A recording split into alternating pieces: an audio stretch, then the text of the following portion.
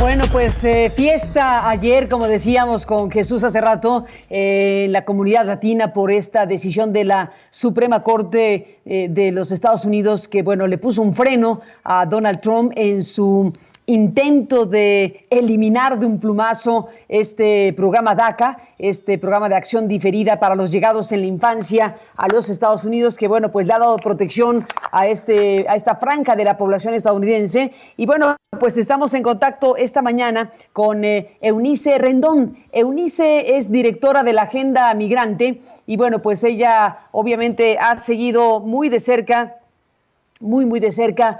todo lo que está sucediendo en estas últimas horas, y te aprecio, Eunice, que estés aquí para comentarlo y para compartir con el público lo que estás viendo. Bienvenida como siempre, gracias por estar aquí.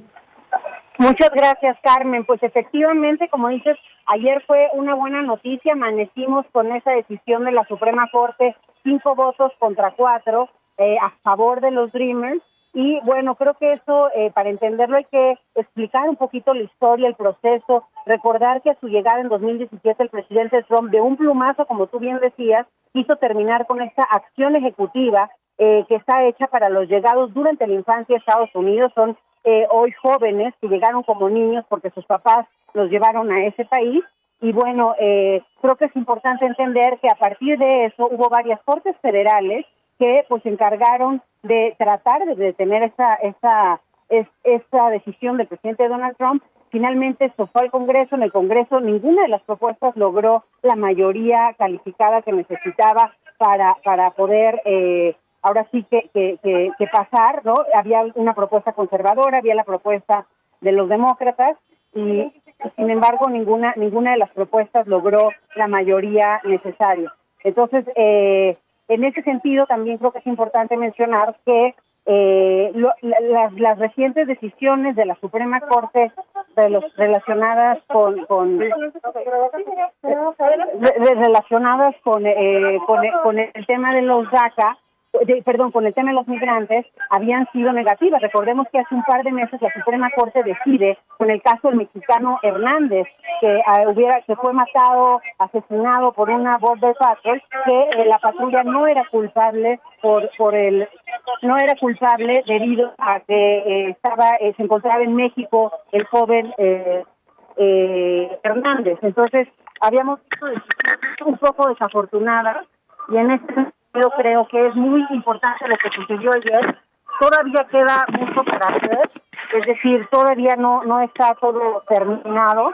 Falta ver cómo la Oficina de Migración va a decidir con respecto a el funcionamiento de DACA. Recordemos que son 800,000 jóvenes, alrededor de 800,000 jóvenes, el 80% de ellos mexicanos.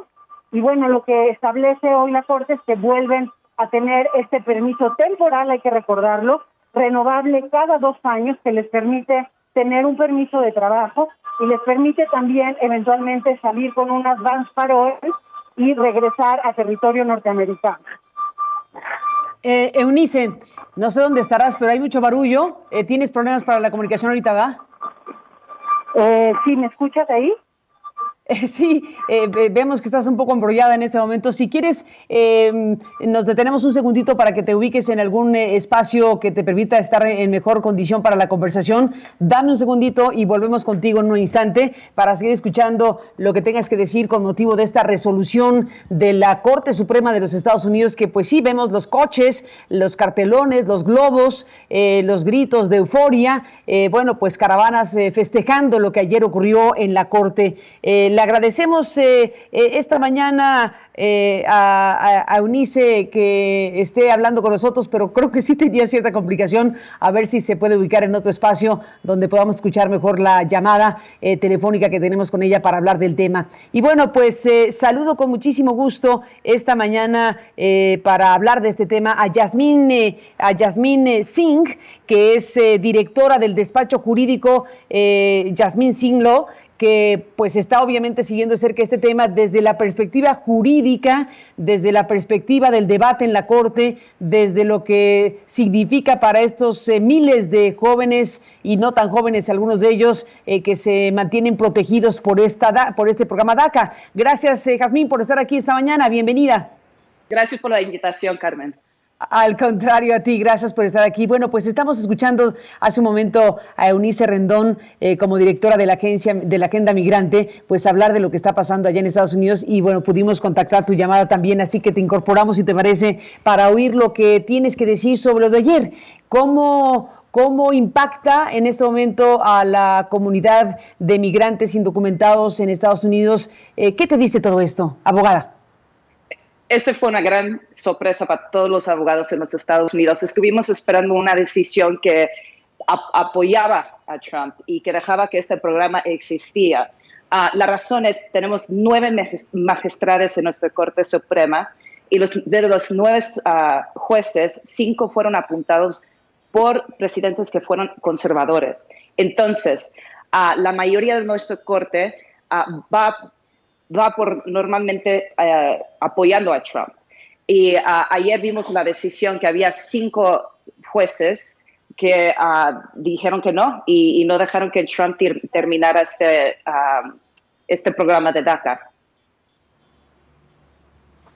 Bueno, lo mantienen al final de cuentas. Lo que ocurrió, abogada, si yo no me equivoco, es que la Corte pues no discutió el programa mismo, no estaba analizando la pertinencia de DACA, sino los fundamentos de Donald Trump para tratar de eliminarlo sin un razonamiento jurídico claro.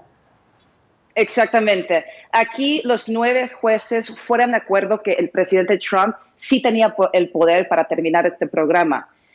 Lo que fue la diferencia es que los 5 jueces que votaron que no iban a dejar a Trump terminar este programa dijeron que no lo hicieron en una forma correcta.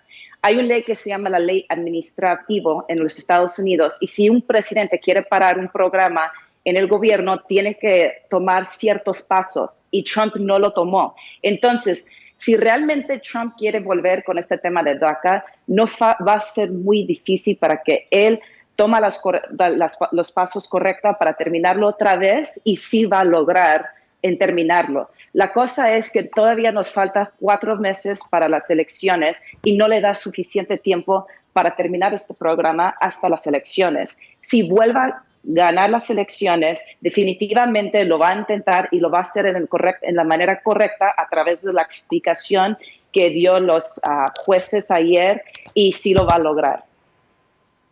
Bueno, vamos a ver qué es lo que viene también. En todo caso, ya tiene el regaño de la Corte, digámoslo así, de que lo hizo mal, pero puede volver a intentarlo y dar los argumentos jurídicos necesarios. Bueno, eso estará por verse y efectivamente no se espera que de aquí a noviembre pueda volver a intentarlo. Pero también, Jazmín, está el tema de los demócratas, que bueno, desde luego ayer el expresidente Barack Obama salió a celebrar la resolución de la Corte, salió a retomar eso que fue un decreto suyo hace 8 años. Y te pregunto, ¿qué tan importante va a ser el tema migratorio en este contexto para la campaña por la Casa Blanca? Mira, para Trump, la última campaña, inmigración era el número 1 tema. La mayoría de la gente que apoya a Trump, el número 1 prioridad es inmigración. Ahora ve la situación. La mayoría de los Estados Unidos no apoya a Trump la manera que manejó el COVID, ni la manera que manejó la protesta. Luego, si ves las cifras de desempleo son sumamente altas, entonces realmente Trump no tiene nada de hablar.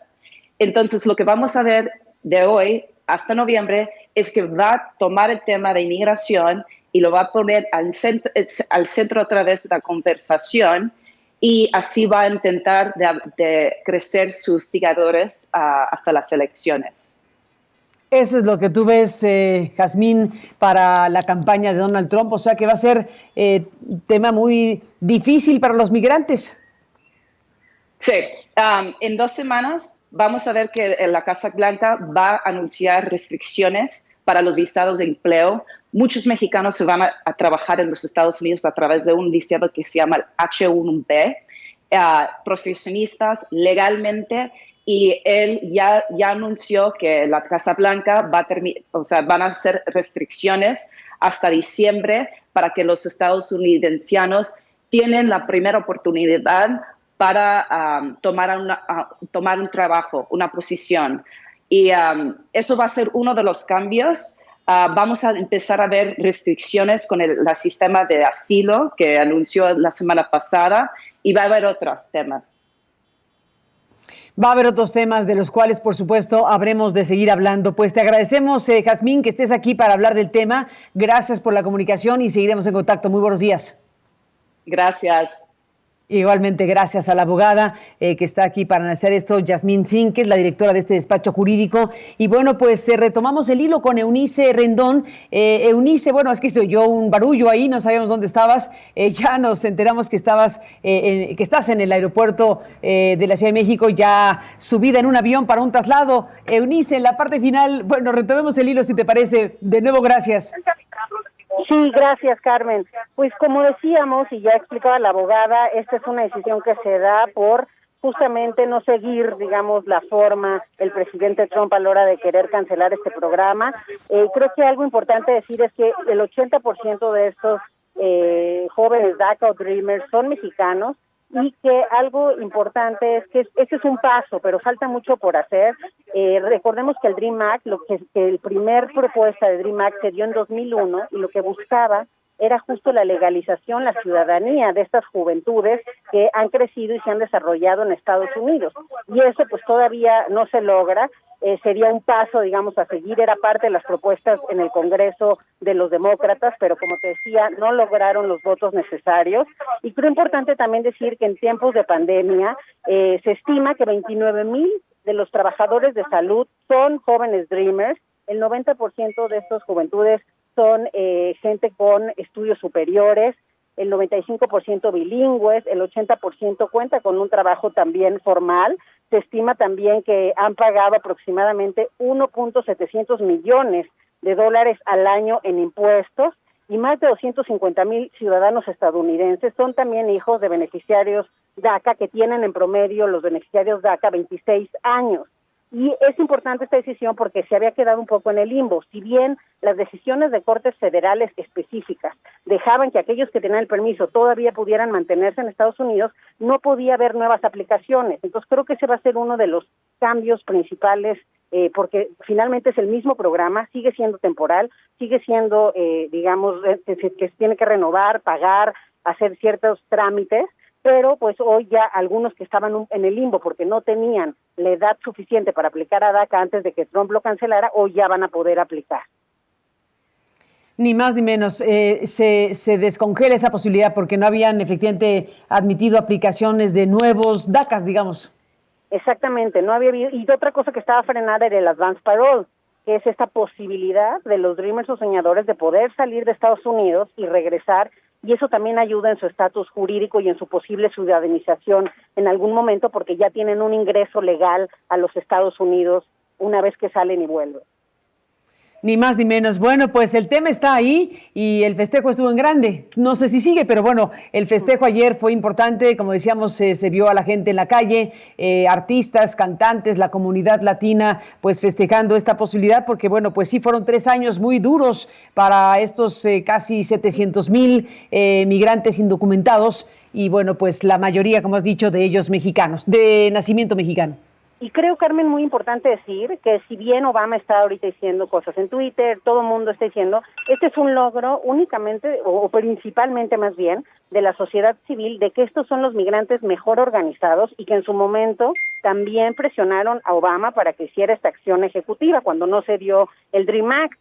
También quedó pendiente el tema de DAPA, que era para los padres, en fin, hay varias cosas ahí en el tintero, pero lo que yo te puedo decir de conocerlos de manera cercana, muchos de ellos, es que realmente son el puente más importante entre México y Estados Unidos, son jóvenes capaces que tienen su corazón dividido entre ambos países y creo que eso lo deberíamos aprovechar tanto México como Estados Unidos.